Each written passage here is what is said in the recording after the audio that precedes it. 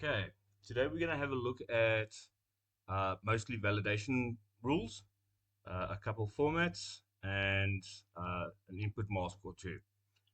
Right, so let's start off with the first one. So, according to the textbook for the grade 12s, okay, they have put in a whole bunch of validation rules over there that you need to look at. Um, Formats, default values, sorry, and input masks over here. So let's have a look at those. Open up the first one,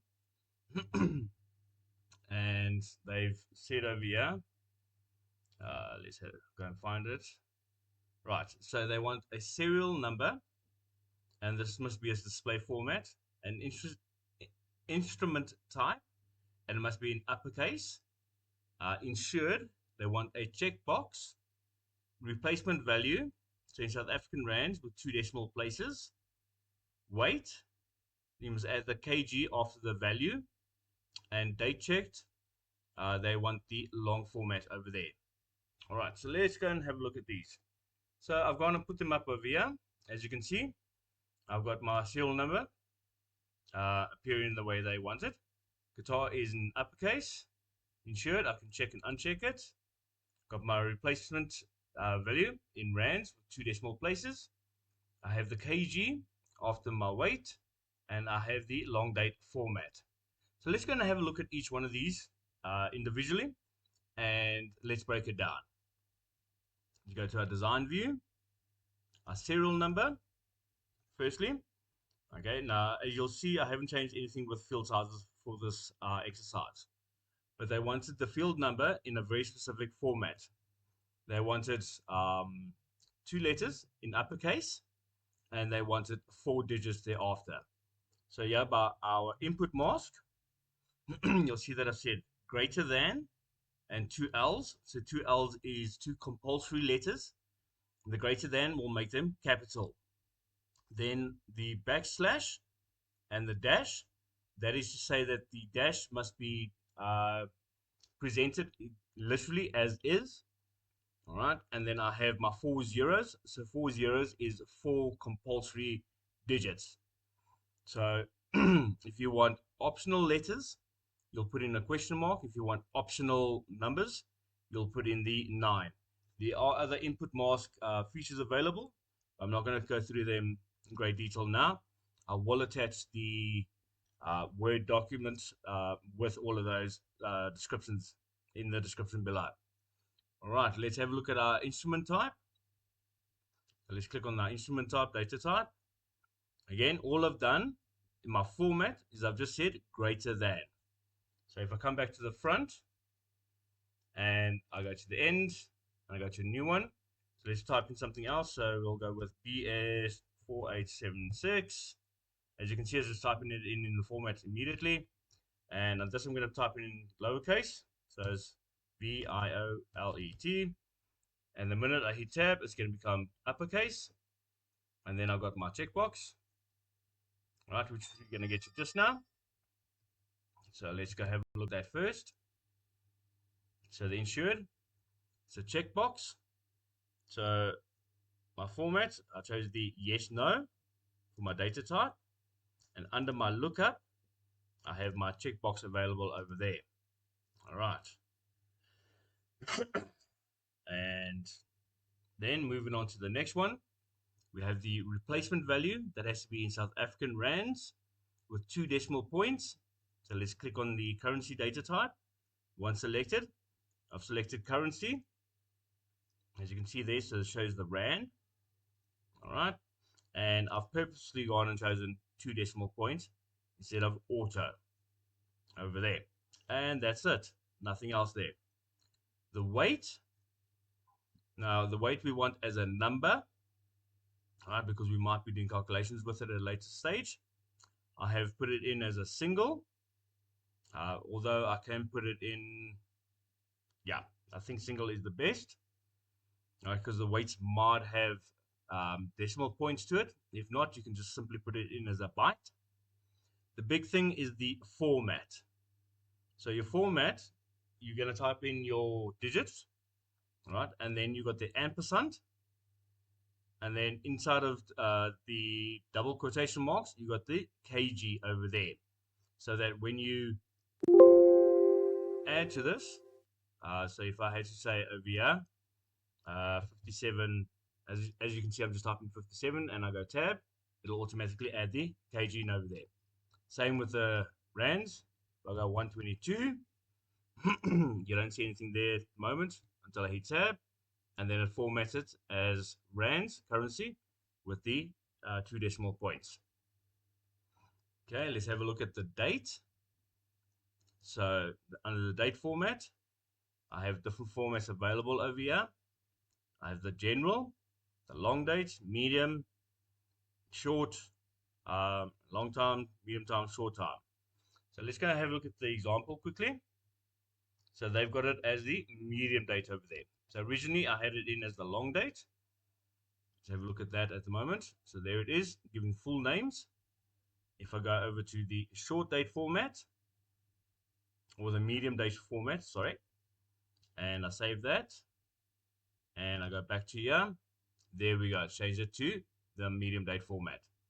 All right, so that is a couple examples of input masks, default values, and now we're going to move on to the next ones.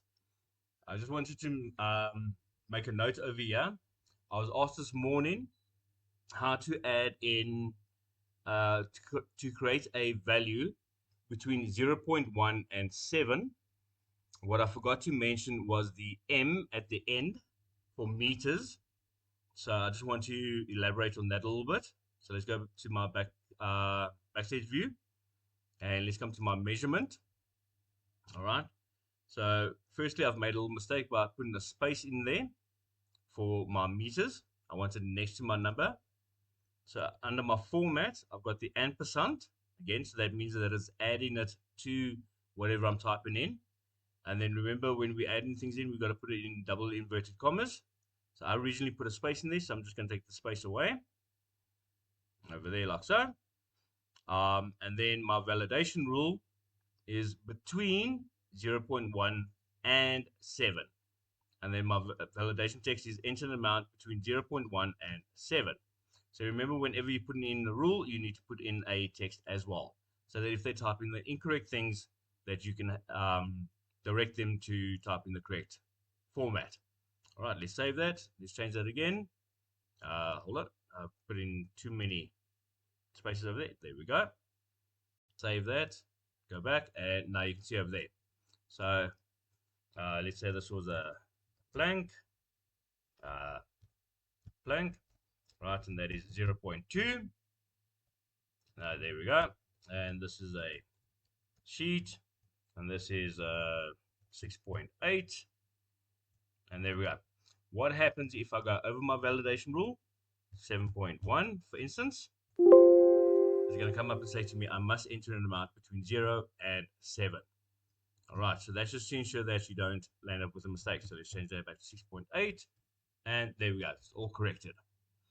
All righty, moving on, let's have a look at some more validation rules. So let's first have a look at what the textbook says. Coming down. All right, we're going to look at this default value as well, an example of that, but we're primarily going to focus on validation rules. So here's a little table over here saying gender. It's telling you what data type to use.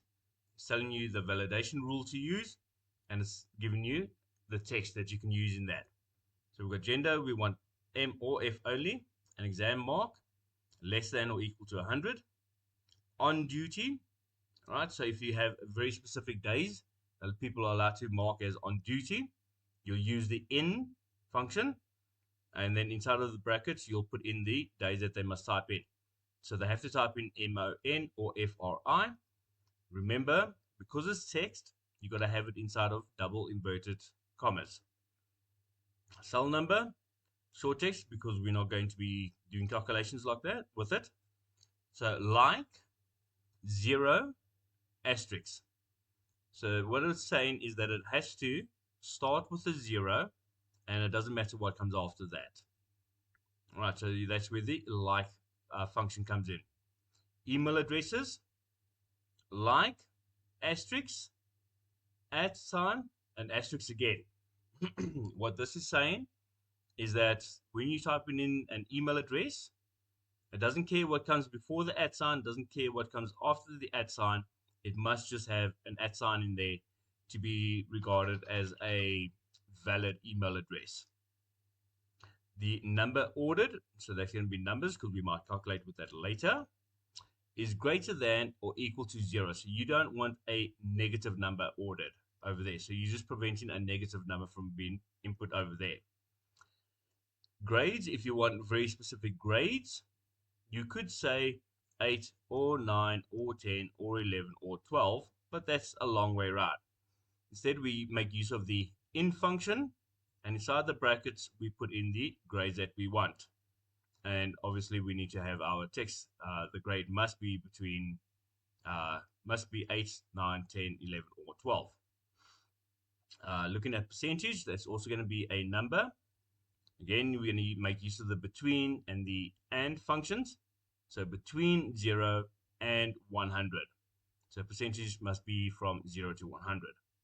Interest rates, all right, so you can have that in number or currency. So if you're working with the percentage, you would have it in number. If you're doing the interest rate in a value, a currency value, then you would obviously put it down as a currency. So it will be greater than 0 because no interest rate is 0. Otherwise, it's not an interest rate. And less than and equal to whatever the maximum interest rate is. All right, so if you have variable interest rates, which most banks do or institutions do, you will put the max one over there. For this example, it is 10. Right, the interest rate must be greater than 0 and less than or equal to 10 is the text that you'll put down.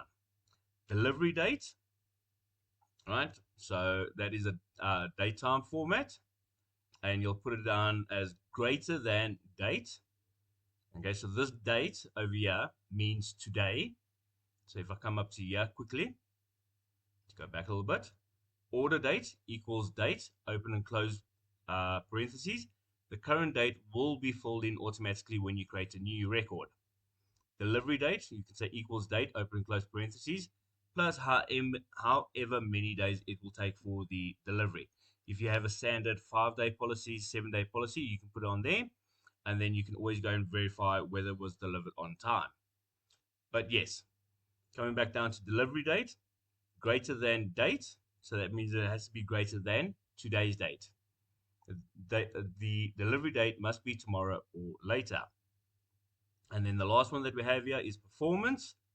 This is also in datetime format, and they're saying greater than or equal to a date and less than and equal to a date over there. So performances took place from that date to that date, or you can say just enter a date between that date and that date over there. Let's go back to our access, and let's go and have a look at these over here. So as you can see over here, I have M for male, right? If I want that to be a capital, let's go back to the back over here and go to the gender. All I will do is add the greater than sign under format. Then under my validation rule, in my inverted, double inverted quotation marks, I have my M, the function or, and F. And I can say here, enter M or F. All right, so that is what's happening over here at the moment. All right, so if I go and I add in C, it's going to tell me, no, I've got to add in one of those.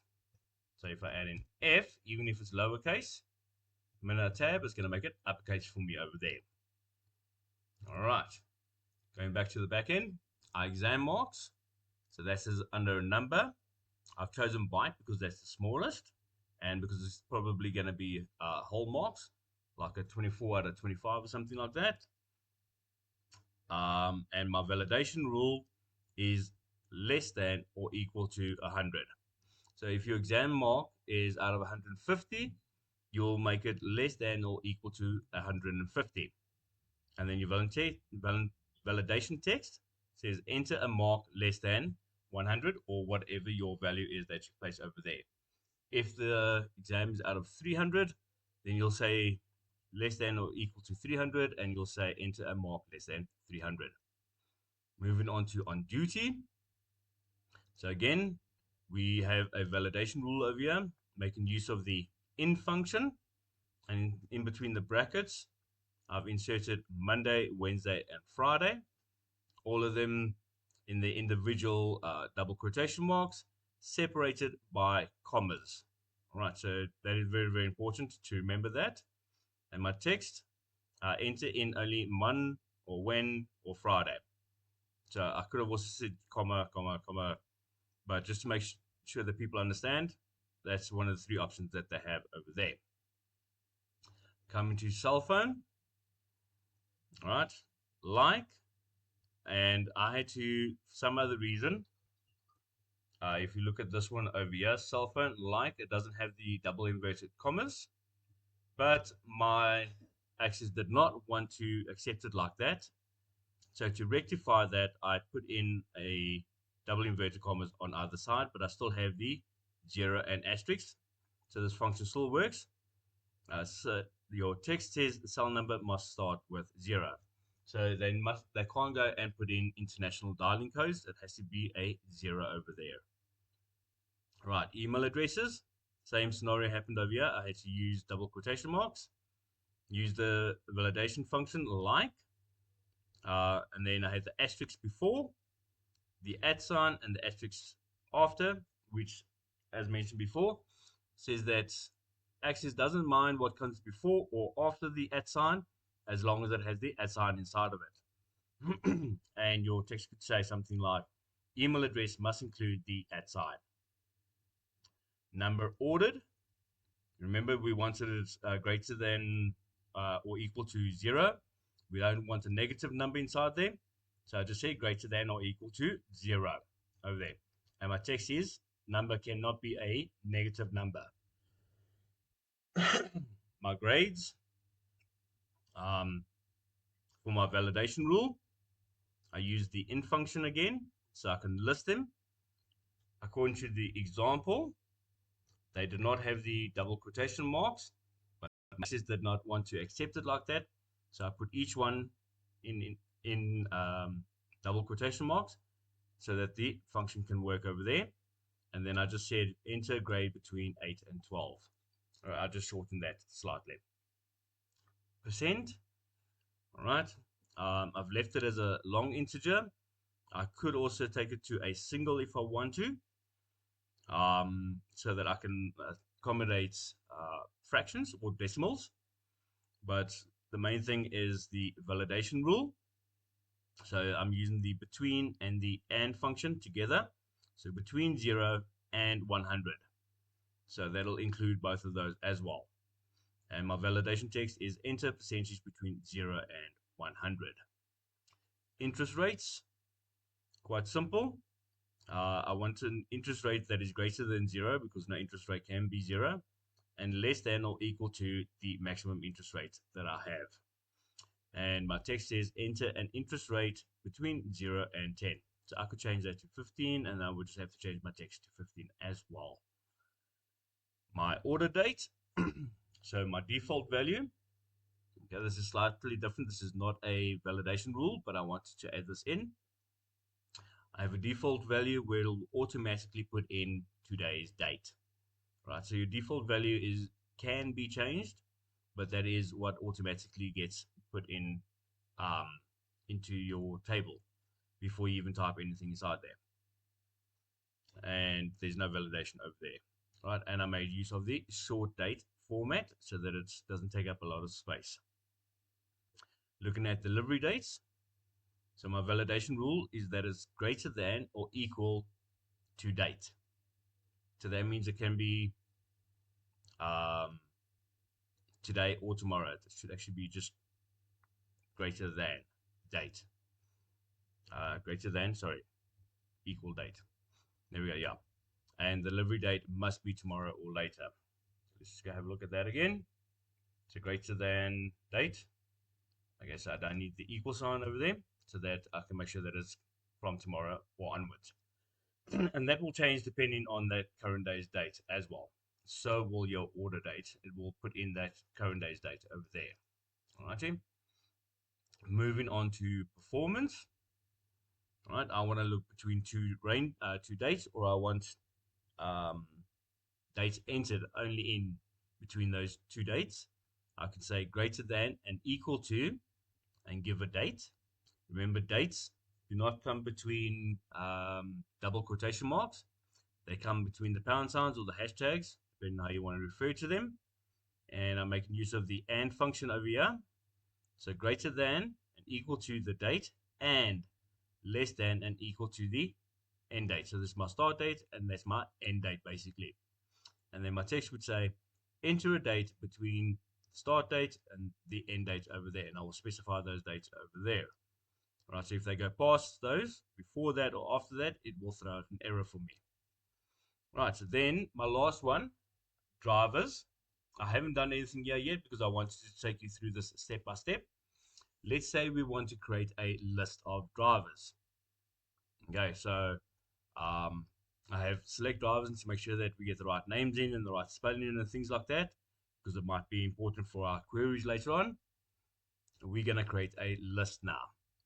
So we're going to go ahead and we're going to select our data type, go all the way down to the lookup wizard. I'm going to click on that and just give it a moment to open up. And the wizard creates a lookup field which displays a list of values you can choose from. How do you want your lookup field to get its values? So I want the lookup field to get values from another table or query. So if you do have a separate table with all the names inside there, you can select this option and go select the table and insert it from there. But we're going to keep things simple, and I'm going to select the second option. I will type in the values that I want. Let's go next. Right, lookup wizard. What values do you want to see in your lookup field? Enter the number of columns you want in the list, and then type the values you want in each cell. To adjust the width of a column, drag its right edge to the width you want, or double click the right edge of the column heading to get its best fit. We're going to keep this quite simple. I just simply want one column because I just want their first names, for instance. And let's start typing them in. So we're going to go with Peter. All right, let's put a capital letter in there. Peter. And then you're not going to go tab. Is it tab or is it enter? Let me just double check over here. Tab. All right. And we're going to go with John, tab.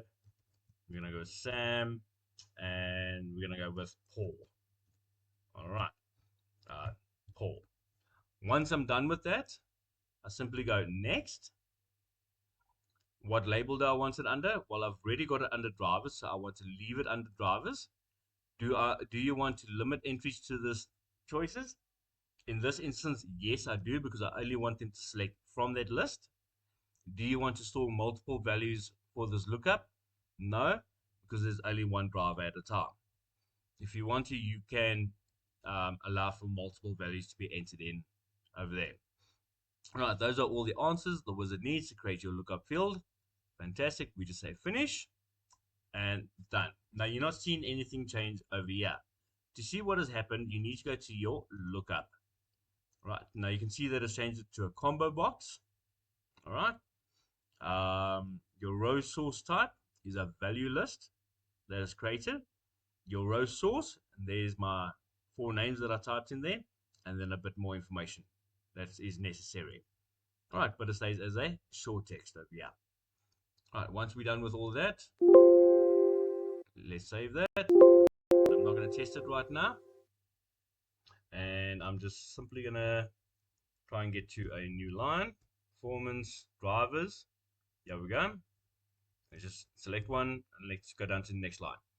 All right, so I've shown what happens with gender if you put the incorrect one in. So let's just put one in over there. Marks, again, if I put in -1, okay, not suitable. If I put in 101, it's going to tell me that it has to be less than 100. So I can go ahead and I can put in 99 if I want to. Right, for my validation rules, let's say I type in Tuesday. You can tell me no, it has to be Monday, Wednesday, or Friday. I'm gonna have to come back and I'm gonna have to correct that. So I'm gonna put in Friday. Now, remember, I can't go and put in Friday because that's not gonna work. It has to be FRI as stipulated.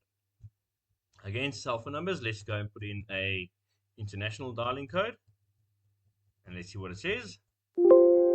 Must start with a 0. All right, so let's go and let's correct that and put in a 0. And there we go. I could even go as far as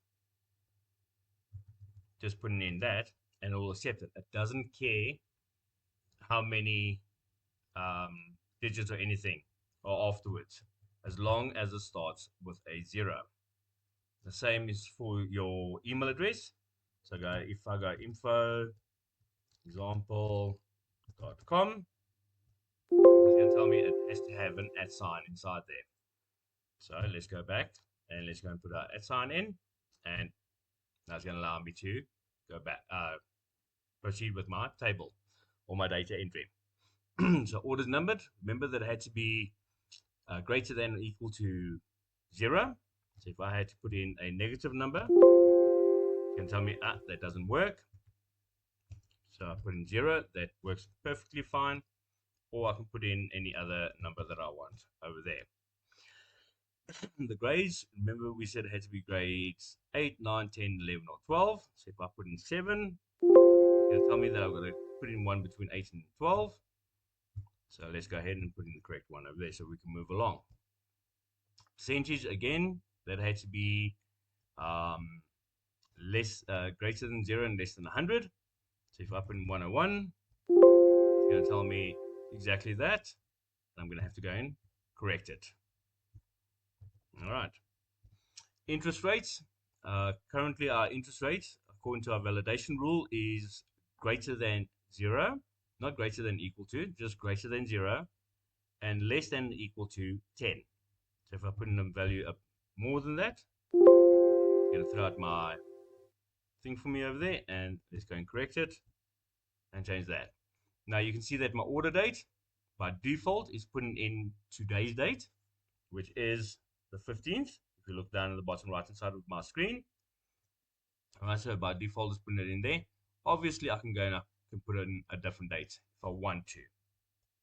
My delivery date,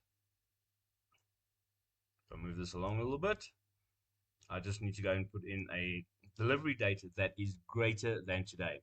So if I went and put in today's date, let's use the date picker, and it's going to say delivery date must be tomorrow or later. So let's go back to the picker and let's go and choose Monday. There we go. And I can move on. My performance said that I had to go and add in a date between the 1st of April 2026 and the 30th of April 2026. If I go 26-5-1, it's going to bring up that answer for me over there. So I'm going to have to go and fix it. So 4/13, my last date that I can put in over there. Now with the drivers, you can't make a mistake.